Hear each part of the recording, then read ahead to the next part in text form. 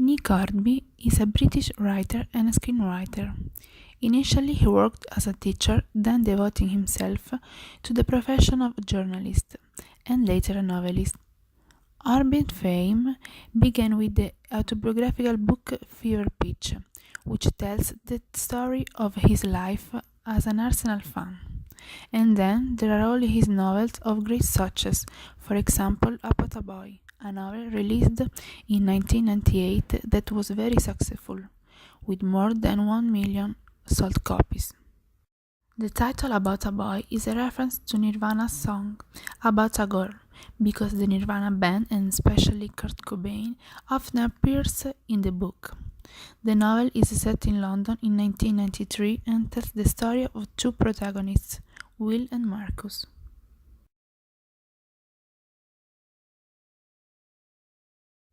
Will is a 36-year-old Liberty man who doesn't work and spends his days devoting himself to party life in the culture of the 1990s, drinking, using light drugs, and entertaining with many women.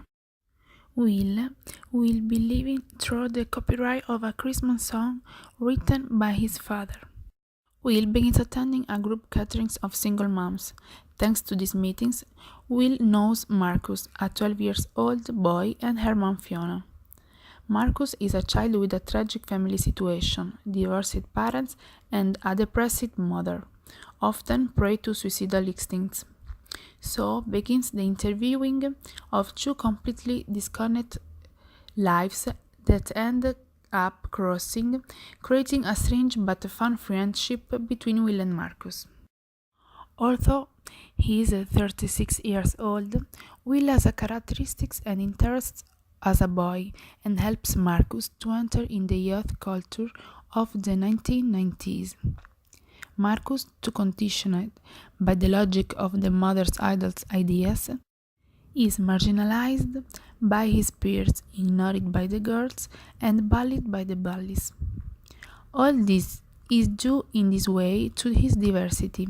He speaks alone, sings songs out of fashion, and don't like football. Will, on the other hand, is seen as an egocentric and freakish man. For example, in the moment when he talks with Fiona, says, "I'm alone," almost to want to extend the affirmation beyond the sphere of affective bonds.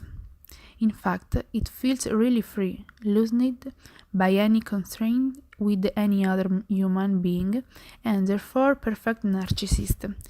Will, however, attending Marcus, will realize that it is not so bad to take care of someone, while Marcus, a naive, weak, and fragile boy, with the help of Will, becomes a fashion 12-year-old boy, with many more friends, and a special friend of name Ellie, with which will fall in love. Hornby, with this typical London-based novel, succeeds in making anyone read this book, certainly, because he is a sarcastic and entertaining author, but above all honest and has the ability to make himself into the protagonist. The stories of two protagonists are described in a brilliant and ironic style, with a colloquial language rich in many direct speech and reflections.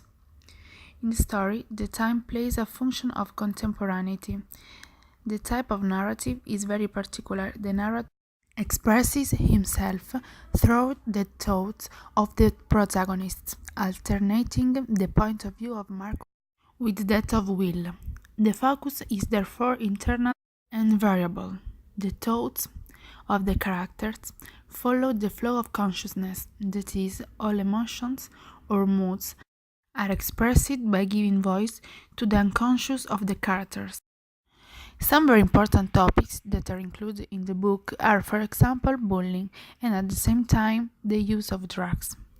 In 2002, the film version of the book was directed by Paul and Chris Waits, entitled About a Boy. Having read the book and seen the movie, I can say that film adaptation is well done. To make the plot current, references to Kurt Cobain, leader of the Nirvana, who died in 1994, have been deleted, and drug addictions have also been eliminated.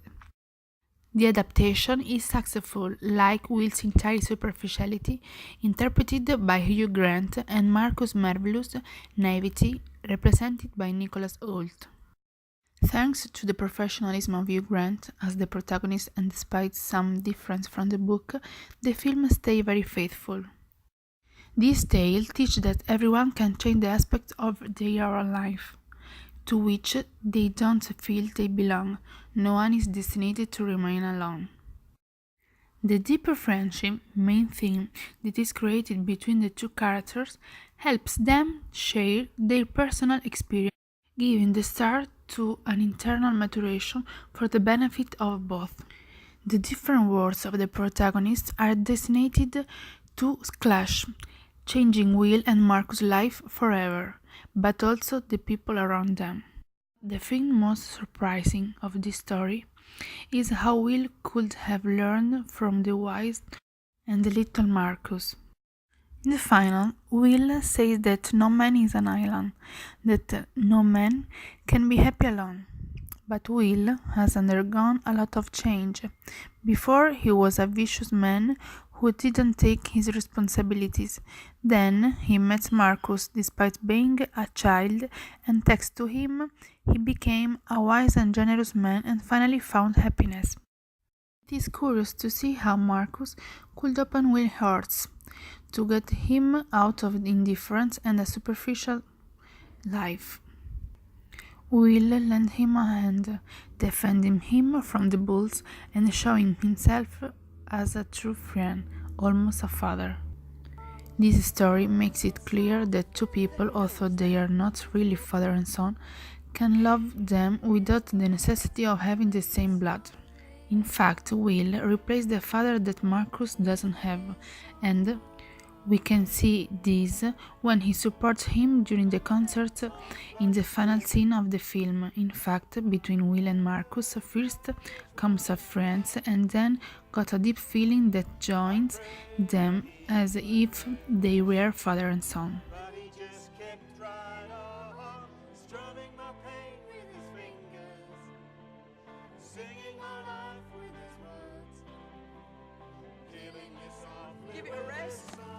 Killing me softly with his song, telling my whole life, with his words killing